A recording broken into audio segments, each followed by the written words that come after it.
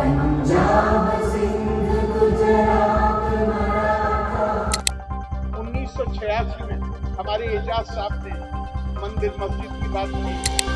अगर हुकूमत ने सुप्रीम कोर्ट का जो जजमेंट है शाबानों में अगर वो न बदला होता तो बीजेपी कभी भी मंदिर एजुकेशन का हिस्सा नहीं बनता।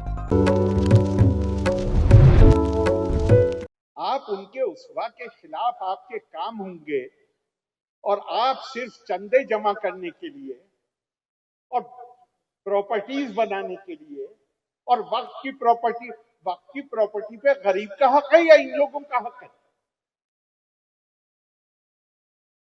उसके लिए आप दीन के नाम का इस्तेमाल करेंगे। और एक आखिर में बस एक बात और कहते हो, 1947 में ये मुल्क बटा, 1986 में हमारे एजाज साहब ने मंदिर मस्जिद की बात की, दूसरे सियासत की बात की, लेकिन उन्होंने जिक्र नहीं किया कि मंदिर मस्जिद के पीछे असल इशू क्या था। असल इशू था शाहबानों, उसका जिक्र नहीं करते आप लोग।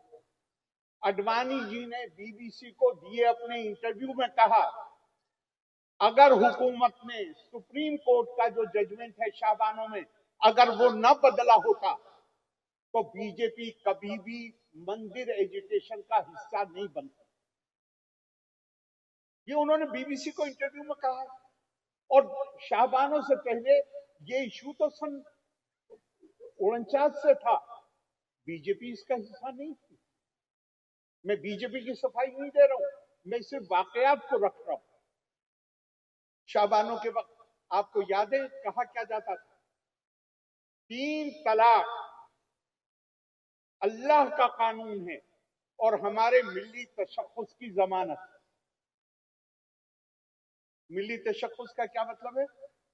बहैसियत मुसलमान हम औरों से अलग हैं। जब आप खुद ही कह रहे हो हम अलग हैं तो लोगों ने मान ली आपकी बात। अब मान ली तो अब रो रहे हैं कि पार्लियामेंट में नहीं है, असेंबली में नहीं है।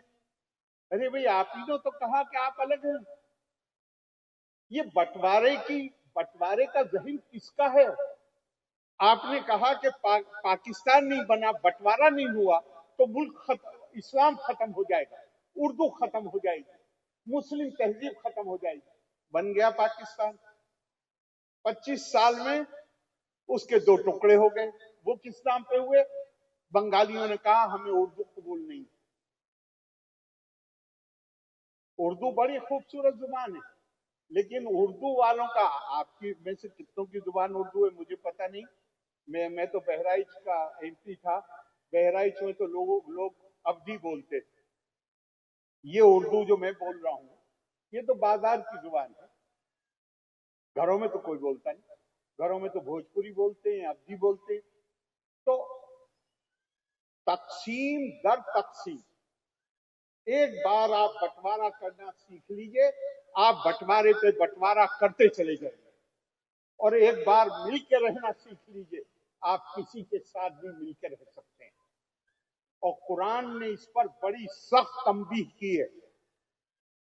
कुरान में आयत आती है, हुजूर सल्लल्लाहु अलैहि वसल्लम से कहा जा रहा है, कहो कुल इन्नी अनन नज़ीरुल मुबीन, कहो मैं तो सिर्फ तुम्हें, वार्निंग को क्या कहेंगे दानियल साहब? आगाह, तंबीह, मैं तो सिर्फ तुम्हें तंबीह करने के लिए भेजा गया हूं। कुल इन्नी अनन नज़ीरुल मुबीन कमा अंज़लना अलल मुक़्तसिमीन, उस अजाब के बारे में जो अजाब उन पे नाजिल होता है जो तकसीम करते हैं। ये कुरान कह रहा है। पिछले दिनों जब पाकिस्तान में बड़ा इकोनॉमिक क्राइसिस था, मेरी नजर कुरान की इस आयत को पड़ी तो मैंने सोचा कि भैया इसकी तो पेशन गोई है कुरान में कि इन्हें तो मुसीबत से गुजरना ही पड़ेगा जो भी कोई तकसीम कराएगा। ये तकसीमी जहन को खत्म करने की जरूरत है।